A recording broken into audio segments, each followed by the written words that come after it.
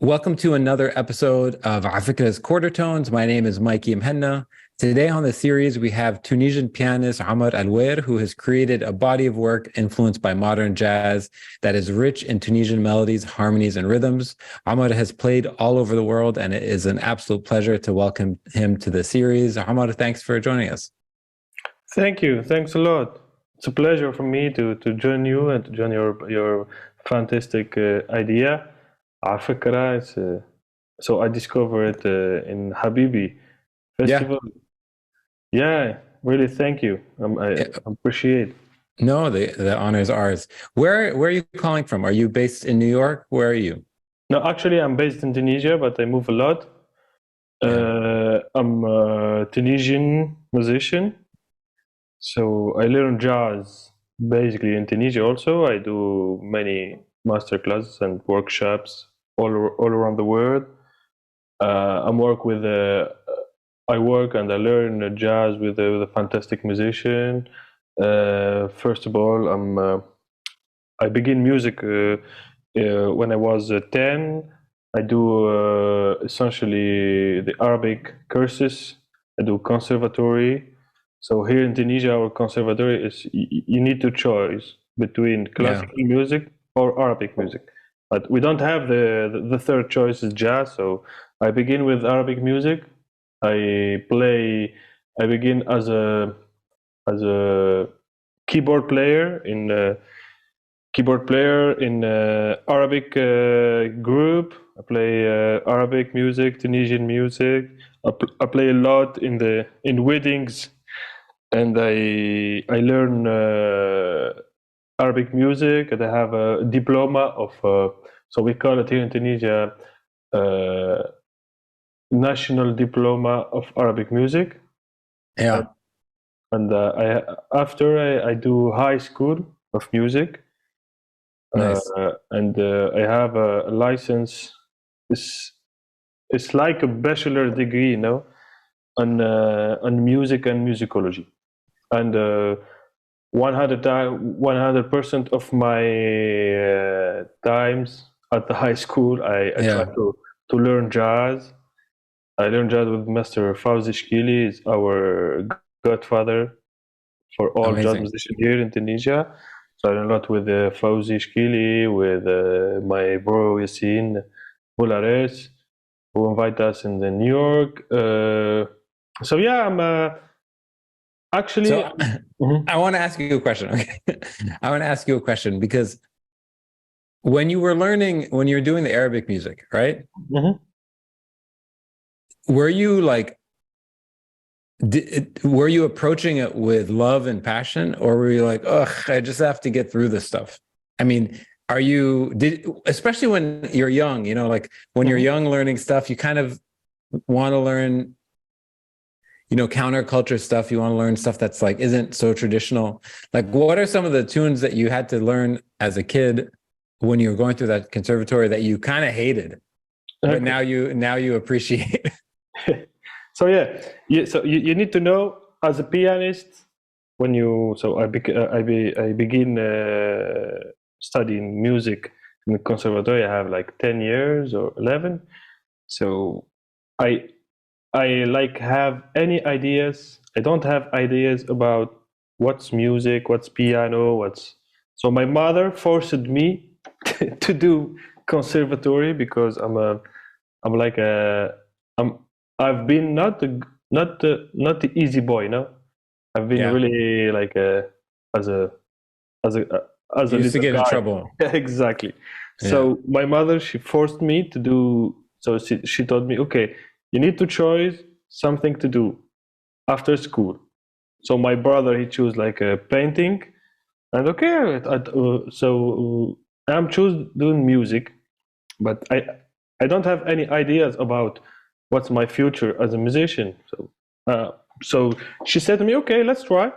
If it's work, it's okay. If it's not, we do something else.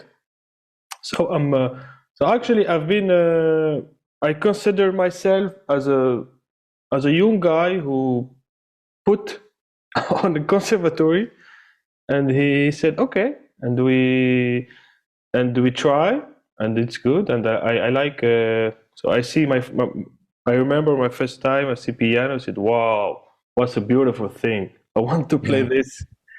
So, and the guy who learned me, he doesn't play classical music. He only play Arabic music on the piano. Yeah.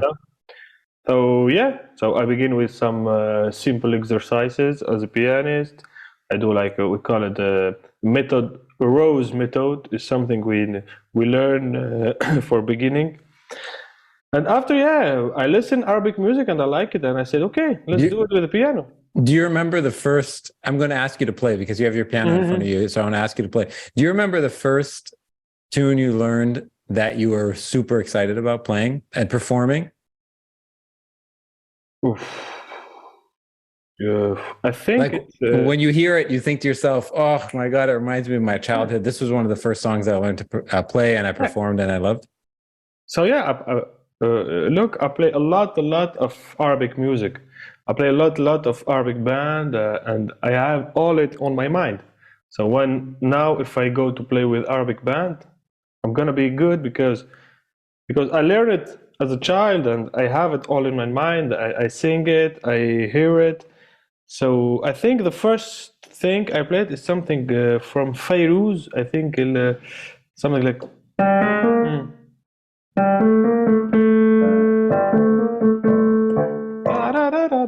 Yeah. I think something like this. It's Yeah. Nassim علينا الهوى, I think. So yeah, but now I play more jazz than Arabic. So I don't have I forgot a lot of code because Yeah.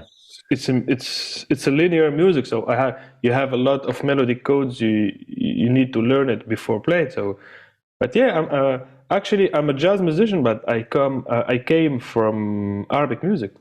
Yeah. Yeah. It's like it's special. it's in your fingers, right? Exactly. So when you made that transition, like help me think through that transition. Is there, like people who are not familiar with Tunisia, right? Mm-hmm. But they love jazz. The first thing that they think of is Dizzy Gillespie's iconic tune "A Night in Tunisia," right? That's the first thing. Mm-hmm. Do you kind of hate that? Do you ever think to yourself, like, this doesn't sound like Tunisia. This sounds like Havana. Like, this is so weird. I mean, is that something that you were like so thrilled about when you were younger, or did you think to yourself like, ugh, this is ridiculous? Look, for me, so first of all, we can't hate Dizzy Gillespie. It's master. It's our master. So it's like the name of in the French is Saint Péché. It's we can't say that. Yeah. My jazz friend gonna hate me a lot. Yeah. So yeah. So actually, Night in Tunisia. Okay, it's Afro-Cuban a part, but he can represent Tunisia for the American people. Okay, so Dizzy came for the second World War or First World War, and yeah. So yeah, actually for me, Night in Tunisia is a Night in Tunisia. He is for musically he can't represent Tunisia, but they maybe in one time in history. Dizzy listen this melody and they try to express it on this tune. But yeah, jazz lovers, I can say one thing: Tunisia was one of the most important place for jazz festival. When you talk about Tabarka Jazz Festival in the 70s, or 60 or something like this, is one of the most important festival on the world. So you have Miles Davis came in Tunisia, Ray Charles Big Band, Count Basie, I think also Dizzy Gillespie he came. So I believe in one thing. Tunisia was in the long years ago was a jazz land, So and And when you see on the history, so we have places mythic for jazz like Tabarka, like Carthage, you know. So yeah, and we are in African state, you know, African continent. So we are also African, we are Arabic. I think yeah, we are a mix of many things. And yeah, we have our music, we have our culture, we have our background, and yeah, I think jazz is a part of this background. I believe on this. I don't know why, but I believe on this. Can I ask you about, as you know, in my bio, when I was reading it, it said you infuse your music, it's rich with Tunisian melodies, harmonies, and rhythms. Is there something rhythmically that's like unique to Tunisia that maybe, you know, I live in Beirut. Is there something that's like rhythmically kind of different about the Tunisian songbook that would be different than, you know, like Shami music, for example, or Khaliji music for sure might be different, but is there anything different that I'd be curious to find out? Yeah, I think if you want, listen something special, because you need to know also here in Tunisia we have like three big schools, three big way of music. We have the folkloric music, that's really interesting to work on it. We have the Malouf music. It's our like I don't know. Its music came from Andalusia, from Spain, and mix it in Tunisia, and mix it with the Arab, the Middle East way, you know. And you have the third one is the African black people who came in Tunisia and create a new style of music. I call it Stambeli. So it's like a Gnewa in Morocco. It's a brother of Gnewa in Morocco. So yeah, we have a lot of material rhythmically, and for me personally, the most interesting thing is the folkloric. When I said folkloric, we have like for example the Fazeni music, the Fazeni rhythm, Saadawi rhythm, Ghita rhythm. So we use it on the folkloric music, like a mezwid. I don't know if you know this style. So mezwid is it's really popular music here, and as a musician, is really rich rhythmically, and so the guy play like it's like a Khaliji rhythm, but it's a different way. They play on a instrument like so we have, for example, we have a small darbuka, we create, and we call it farha. Farha, it means the little girl, and it's called the farha, and the sound is really high, and we use a lot of bendir. We have our bendir, we have our tabla, called tbal. So yeah, we have our identity Cool. in rhythm, and also in melody, and we use also an instrument, a melodic instrument. We call it mezwid. It's like a cornemuse, but it's more, it's old than the cornemuse, I think.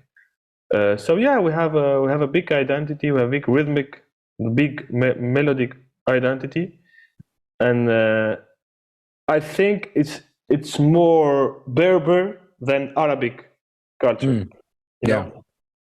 Because musically, before we listen to some of the interludes, can you kind of illustrate the difference in your mind? Like you just played a little like Fairuz, you were starting to play a little Fairuz. Like, can you melodically sort of show an example of what you mean about the difference? Okay, I'm gonna show you two modes. Yeah. One, it's Arabic Oriental. It's like, for example, we have Malouf. We have the Nahawand. The Nahawand. Of course, yeah.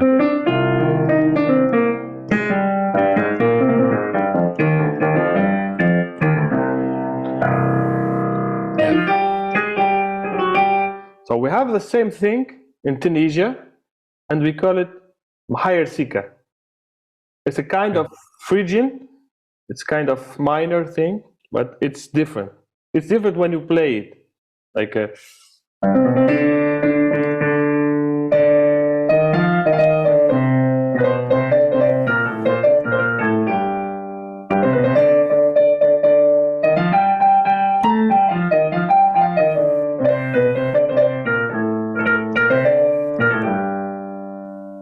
you know, Yeah. different thing.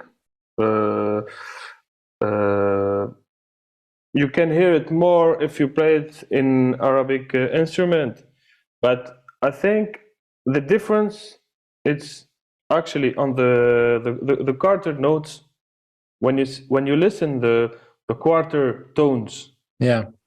the Middle East quarter tones. Our quarter tones, Tunisian quarter tones, stand more in the natural. When you think like I don't know, for example.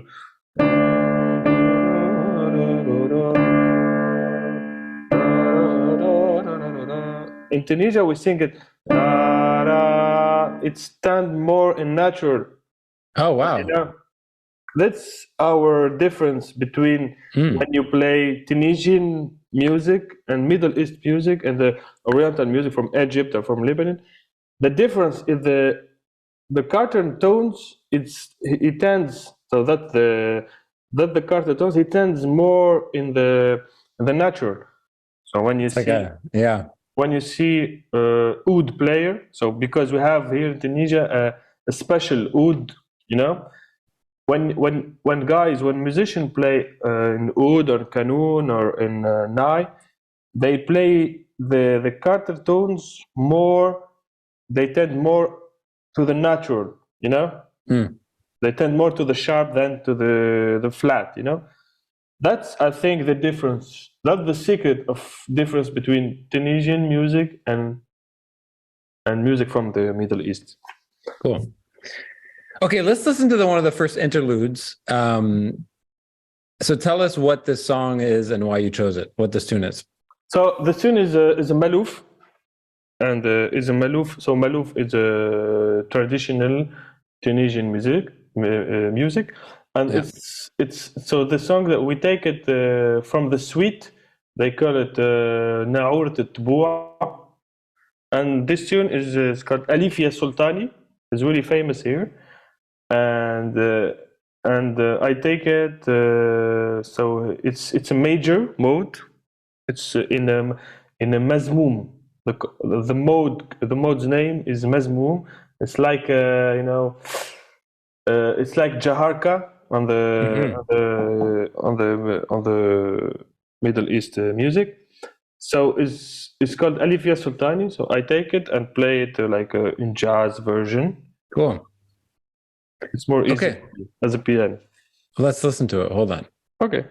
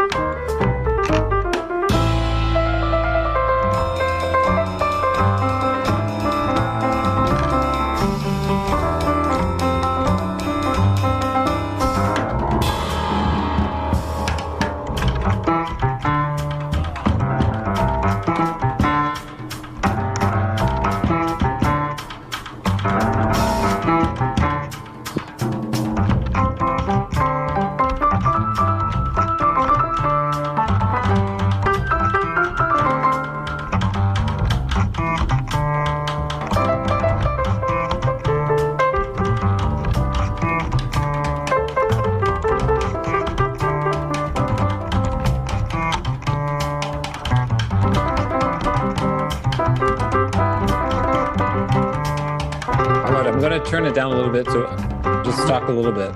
Yeah. So this is your trio, right? So yeah, actually, it's my new trio. Okay. So it's a Guillaume Flouzan on the drums. He's a fantastic drum player from Paris, but he lives like he do all his music career in New York. And on the double bass is a Clément Daldosso. Is also the guy, a great double bass player from Paris. So yeah, it's my second. So it's a live session. We do it in June 22 here in Tunisia. And the next step is to record an album maybe in Paris. So this is the first time people are listening to this. Yeah, it's really exclusive. It's the first amazing. So let me ask you a question. Is the in terms of the interpolation, I'm not familiar with the tune. It's the melody is that classic melody? Yeah, I can show you the difference if you want. Yeah. All right. So I'm gonna just press pause for a second. Yeah, show us the difference. What's the sort of the classical rendition? So the classical one is.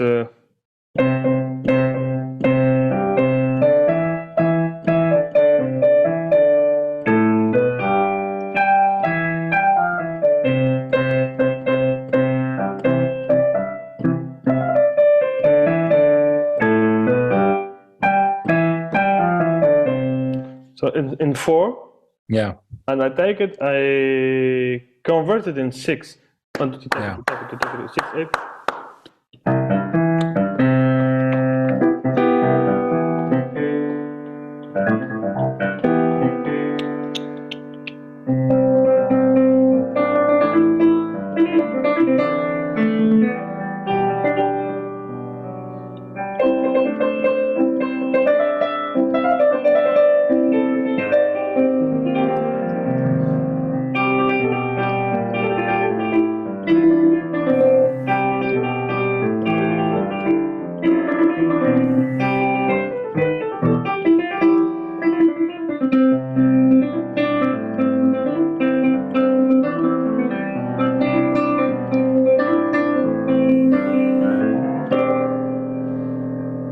It's so nice. That descending bass line is so nice.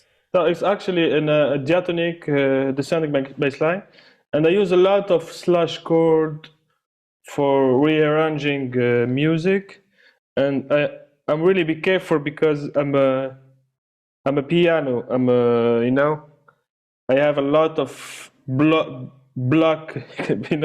I have a lot of things to play Arabic music because I'm not a. So, for example, when you're a saxophone player, you can play Quartertones. When you're Yeah. so yeah, I'm trying to work and to use to take an easy melody and easy tunes, which people listen it a lot, and try to do this. It's a risk. It's a big risk because people listen it like this, and try to take it and to destroy it and to play it Yeah. as I hear it, and use some not a complex harmony. I try to use. So I learned it from my brother, so Tarek Yemeni. He used a lot of this when Yeah. he plays. So I think he's a good example to show the difference and to take the Arabic song, because I think it's a big deal to try to show it as a pianist, for example, or as a Arabic musician. You came from the Arabic music and you play jazz. You're a jazz musician. So I think it's our identity. So we need to work on it, and we need to share it and to give it to the audience as Yeah. as good as possible. Yeah. For So, sure. Yeah. So if I was hanging out with a Tunisian friend, they would definitely know the song, right? They were definitely. Cool. Okay, let's listen to the second one. Okay. So Aziza, tell us a little bit about Aziza.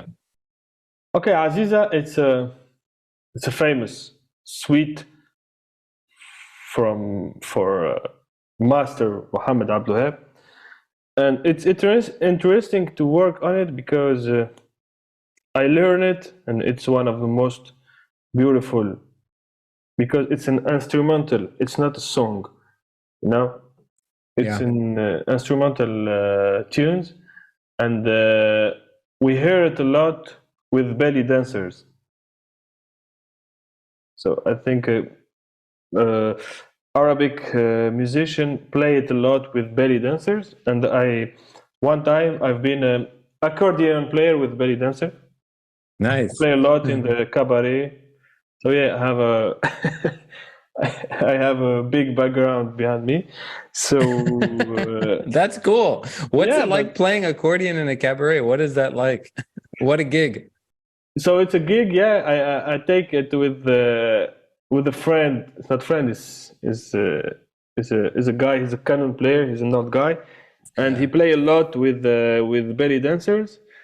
And I play, I begin to play keyboard, and he's an old guy. He don't like the technology, Told me, man, yeah, if you want to play the right music, don't play the piano. Play for me an accordion. So I learned to play some accordion, and I love to play, and I love to play with belly dancer because it's really special, because you need to be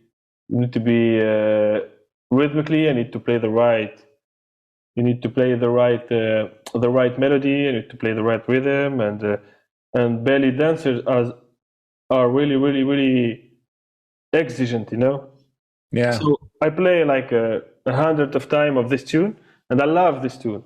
So I remember when I was a kid, I have a CD of a guy named, I think I forgot the name, and they play this suite, and for me it's wow, it's the best orchestral Arabic thing I ever listened it in my life, because it's a suite, it's a big thing, and it's really interesting in composition how he switch between maqam, and how he switch between rhythm, and yeah. So cool. All right, let's listen to it. Let's listen to it. I wish there was a belly dancer here, but we can listen to it. All right, let's listen. Okay. This is also from the live session, right? Exact, from the live session.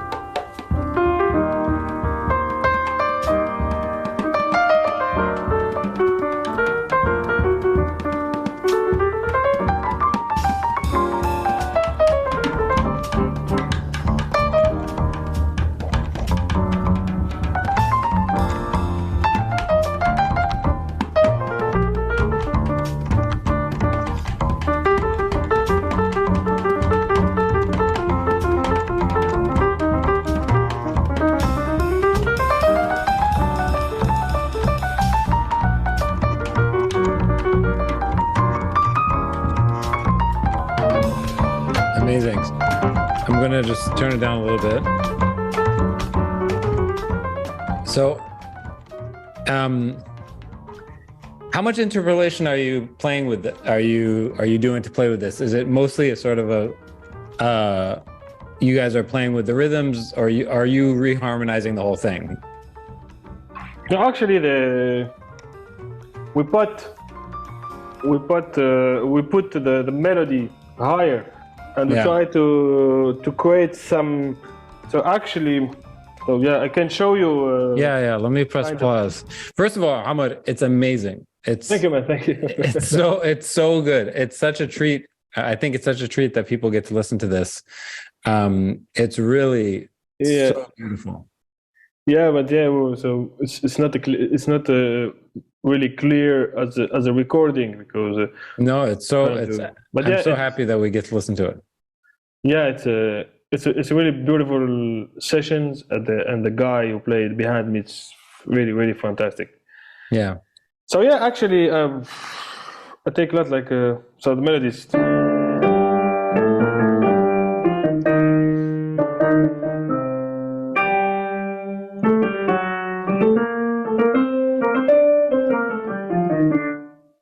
So I take the melody upper and try to construct some bass.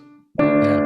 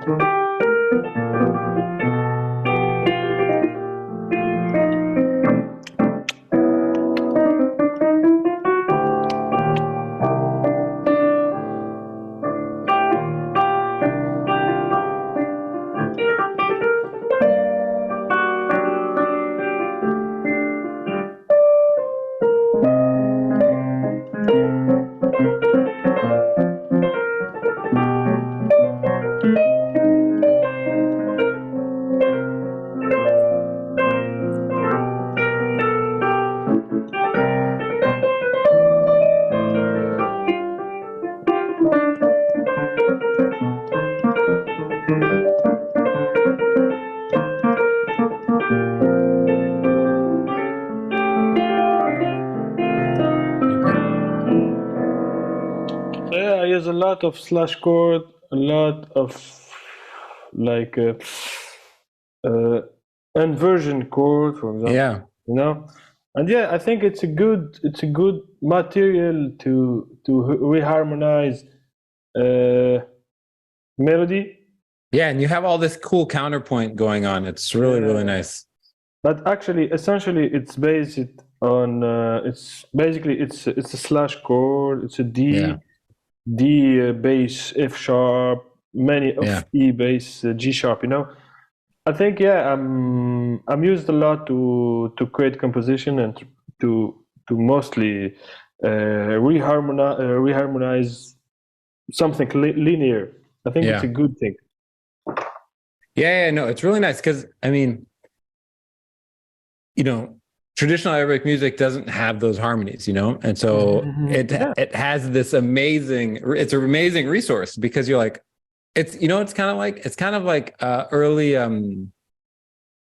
computer game music from the 80s and 90s. You know, it has just like one line, one melody. Exactly. Yeah. You're like, oh, cool. There's so much to work with there. Yeah. Okay, let's listen to before I actually move to the last one. When is this album going to be available? So I hope God 2023 because So when you're based in Tunisia, and you work with musicians from another world, it's really hard. It's really hard to. So actually, here in Tunisia, we don't have a studio with acoustic piano. So for jazz, piano player is really, really, really hard to record CDs here. Yeah. But I'm working on some grant to. So actually, I have my own label Its Okay. name is Jazz in Tune. Nice. So yeah, I use it for producing myself and produce some friend here in Tunisia. And yeah, Are you going to come to Beirut? We want you to come and play live.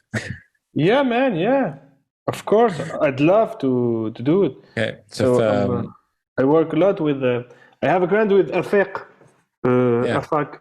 So with the grant, I record my album called Amber. You can listen it on the platform and yeah, my first album is gonna. So I'm thinking about do it. I think that if in Paris or in New York, because when I was in New York in January, I played with Yassine and we in October, and I feel, man. I said, okay, you need to live here, man. Do you want to? So yeah, I'm thinking about recording this album, and financially, I'm gonna try my best to have a grant or something to finance a tree album. And yeah, I don't have label and I don't have producing behind me. I produce myself and I try to promote all my work in myself. Yeah. So I think the next step is to go to record this album in Paris or in New York. Yeah. Yeah. Cool. It's my challenge. All right, let's listen to the last interlude and then we're going to wrap up. Yeah. So what is this song? Tell everybody the name of the song and what it is. Yeah. Okay, it's Ritik Mana3ref Win. I see you. Not good translator. ريتك شفتك يعني شفتك. Yeah. بس ما أدري وين. Yeah. Not sure. Exactly. Yeah. So it's a tune from a Tunisian composer, a Tunisian great oud player and really famous all around the world. His name is Anwar Braham. I don't know if you know it. Anwar Braham. Anwar Braham. Cool. It's really famous here. And he composed this tune for a movie, for a Tunisian movie, called Asfour Stah. You know? It's talk about the old Medina and talk about the femininity and the sexual subject in the Arabic society. So yeah, it's a cool tune. It's really famous here, and I take it and I destroy it as I know. So yeah, let's listen. Cool. Great.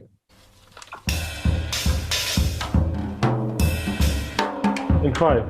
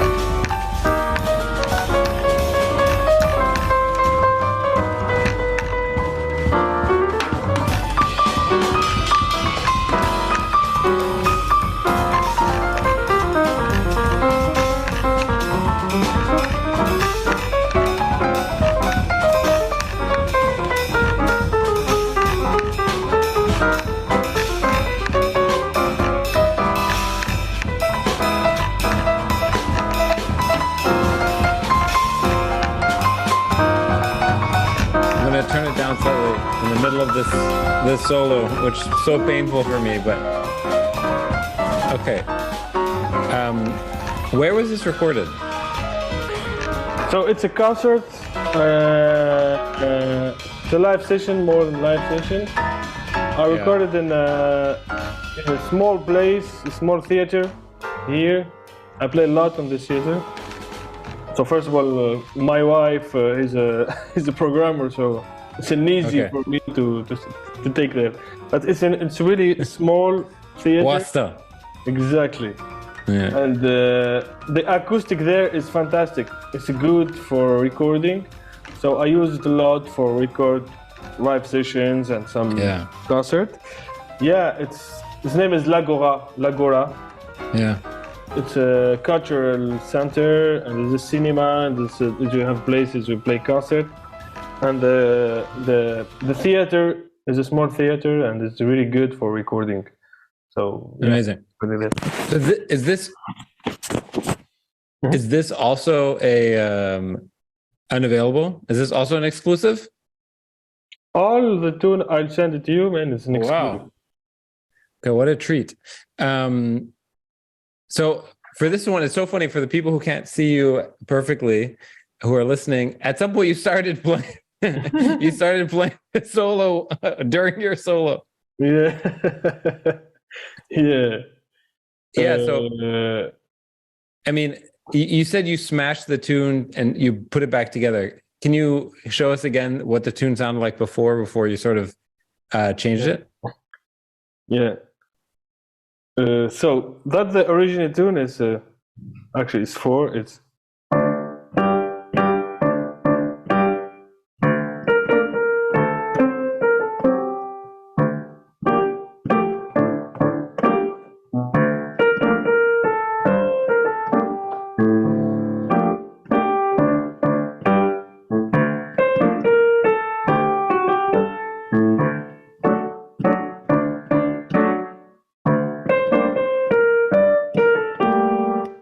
the melody, and I do it. Yeah.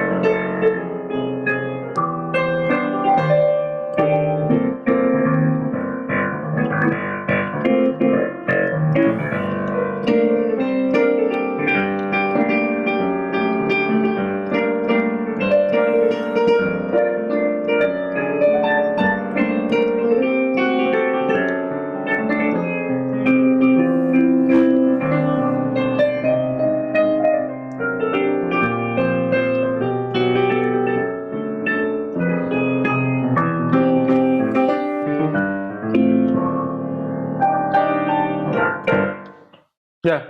You know what it sounds like to me? Mm-hmm. It sounds like you took the first song and you mashed it with footprints. Yeah, it's around this. It has that, I mean, obviously the 5/4 feel, the footprints has that 5/4 feel to it as well. So it's basic on this groove actually. Yeah.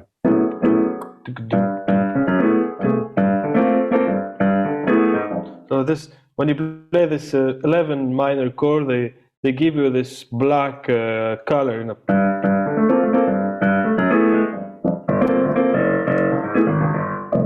It's really beautiful because so it's around 2 chords, and I love take this kind of contrast, and I'm trying to go as far as possible in possibilities, and try to think like Herbie. You know, he take the triad and try to play like I don't know, like play a D flat major on the C minor.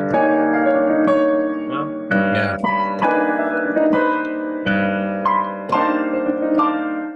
I'm like to try. So for me, bass drums give me this, you know, this open space. This open space, and and essentially this strong path to explore things. Yeah. I like do this. Very, very cool, man. Thank you. Thank you. Really, really, I can't wait. Two things: one, to see you live, and then two, to get the album. Okay, let's do the quick Q&A, then we're going to wrap up. I wanted to change this. What are you listening to these days? So for those days, I'm reading and listening a lot about the IA, the intelligence artificial. Oh yeah, the AI. Yeah. It's really scary when you go deeply on this subject. Yeah. But yeah, let's see. Let's see how it goes. It's a big challenge for humanity. Yeah. Who would you love to shadow for a day, past or present? Who would you love to spend a day with? Actually, my wife and my children, the family. The life of a musician. You're like, just one day with my wife, my children is enough. That's so funny. No, actually, yeah. So yeah, I'm really selfish as guy. So when we go to trip with a group or something, I enjoy discover thing, enjoy past the day. For example, when we go to New York, I like it. I'm going like early in the morning to discover New York. I prefer to pass a day and discover something and enjoy something alone. So I'm really selfish, not selfish, but I like to talk with myself. I like to go alone to discover something. I'm really a rush guy, you know. I don't want to go with the. I have a lot of friends, but yeah, I prefer to pass. Pass a day with myself to discover something new. Yeah. What do people misunderstand about your work? What do people most misunderstand? Can you explain more this word, misunderstand? That they don't understand about your work. Okay. Actually, of sure they understand. I love what I do, but I think the political thing of our works, I think people they doesn't understand it as most important, as deeply, you know, because as a musician, for me, in the Arabic country, as a musician, and you play another style of music, it's really a big challenge, and also it's really political because you essentially now in this time here in Tunisia, for example, as an artist, as a musician, we do a lot of politics. How can I explain it? It's really deep, but we use our art to try to help, not help, but to try to express a political idea. I think that's not only in Tunisia and all Arabic words. I think art is a big challenge, and art is most political than we think, you know. Yeah, for sure. I don't know if you understand my idea. So yeah, I think people here need to know, need to see, and need to have an approach with art, not only a thing you go to listen concerts, okay, so you enjoy, but it's really a big challenge and a big subject to work on it and to try to express because never ever political here in Tunisia, for example, never ever political guy or the establishment never ever see musician as a serious thing, you know. They see it only as a thing to. That's like making something beautiful. Yeah. So yeah, actually now and essentially now in this time, we need artists, not only musicians. Artists, we need you as a political guy, you need to express yourself. I need to say to people, okay, I'm a musician or I'm an artist, and I have also a new approach for this country. Let's try to talk about it, you know? Yeah, for sure. Okay, the last question, Ahmad, is from the past, who would be your dream collaborator? In my dream, to play on trio with Ron Carter and Elvin Jones. Not bad. Not or something like, you know? Yeah. Like with not a bad choice. That's so cool. So people can find you online on Instagram, on Spotify. For those who are listening, it's Omar, OMAR_ELOUAER. And you can find all this stuff online. Omar, thanks so much for doing this. It was a huge pleasure to have you on. It's a really pleasure for me, and it was really nice to talk with you, and it was really nice to play some of my music on your channel. So yeah, thank you, thanks a lot, and of course, hope to came one day to play some music in Beirut. I hope so too. Thank you. Thanks so much.